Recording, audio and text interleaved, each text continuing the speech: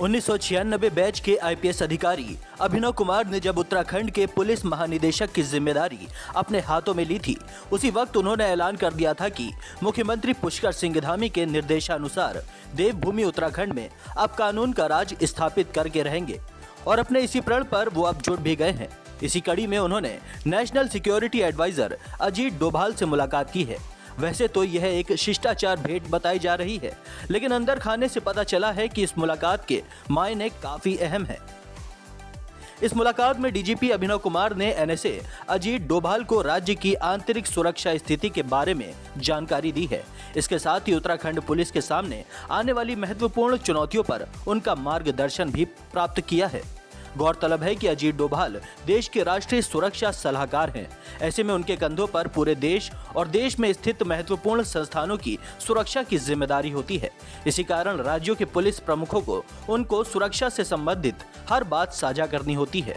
इसी बात को समझते हुए उत्तराखंड के डीजीपी अभिनव कुमार ने एनएसए अजीत डोभाल से मुलाकात करना जरूरी समझा। आपको बताते चले कि सुरक्षा के लिहाज से उत्तराखंड काफी महत्वपूर्ण है। राज्य की भौगोलिक सीमा पूर्व में नेपाल से लगती है। उत्तर में उत्तराखंड की सीमा चीन के कब्जे वाले तिब्बत से भी लगती है। जैसा कि आपको मालूम होगा कि चीन अक्सर हमारे देश की उससे लगती सीमाओं पर भड़काने वाली कार्रवाई करता रहता है। इसलिए चीन से लगती सीमाओं को लेकर भारत सरकार भी संवेदनशील रहती है।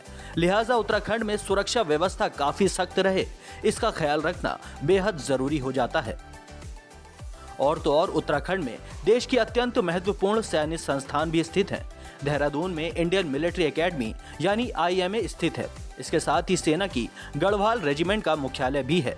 सेना की ही कुमाऊं रेजिमेंट उत्तराखंड के अल्मोड़ा जिले के रानीखेत में स्थित है। इन सैन्य संस्थानों की सुरक्षा को लेकर हमेशा सतर्कता की जरूरत होती है।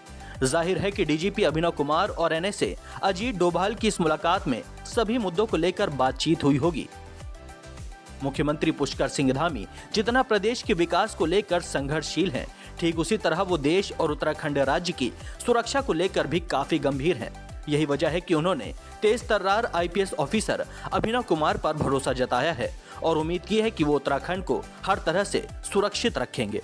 Bureau report, Dastak times.